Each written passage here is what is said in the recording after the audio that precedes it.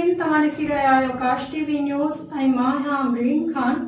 शामिल कंदासीं इन वक़्त ताईं जूं हेडलाइंस। मोरो जे ॻोठ प्यारो खान लांघा जे रहवासियुनि अब्दुल ख़ालिक लांघा, मसमात रुखसाना, हाकिम ज़रदारी ऐं ॿियनि एहतजाज कंदे चयो त हू ॻोठ जी सरकारी ज़मीन ते अबनि ॾाॾनि खां रिहाइश पज़ीर आहिनि, पर कुझु बाअसर खेनि लॾाइण लाइ मुबैना धमकियूं ॾेई रहिया आहिनि, जंहिं सबबि हुननि जी जान खे ख़तरो आहे। हुननि मुतालबो कयो त बाअसरनि ख़िलाफ़ कार्रवाई करे खेनि तहफ़ुज़ फ़राहम कयो वञे।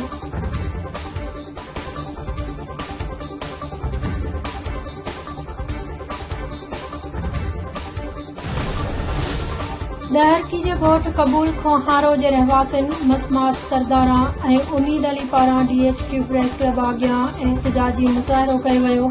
एहतजाज कंदे मुज़ाहिरीन चयो त बिरादरी जे माण्हुनि सां ज़मीन जो तकरार हलंदड़ आहे, जंहिं सबबि नौजवान खे मुबैना अगवा कयो वियो आहे। हुननि चयो त केतिरा ई ॾींहं गुज़री वञण बावजूदि ॾहरकी पुलिस को बि तहरुक नाहे वरितो। हुननि मुतालबो कयो त मुबैना मग़वी खे बाज़ियाब कराए जवाबदारनि ख़िलाफ़ कार्रवाई कई वञे।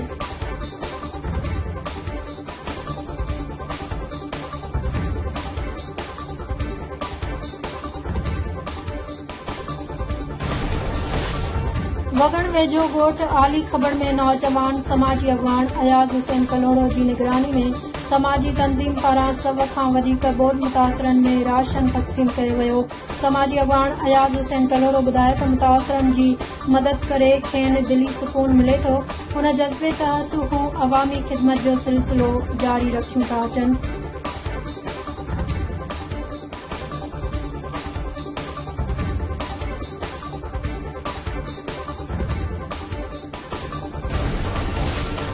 भान सईदाबाद जे वापारियुनि पारां सेवण पुलिस जी मुबैना ज़ियादतियुनि ख़िलाफ़ वापारियुनि पारां एहतजाजी मुज़ाहिरो कयो वियो।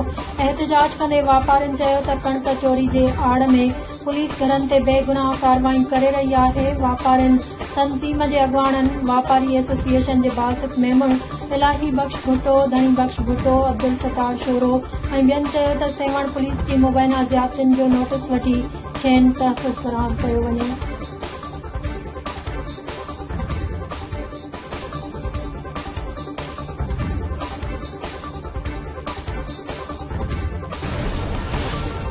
हालाणी जे मेन प्राइमरी स्कूल में ॿोॾि ऐं बरसाति मुतासिरनि खे तिबी इमदाद मुहैया करण लाइ मुफ़्त तिबी कैंप लॻाई वई।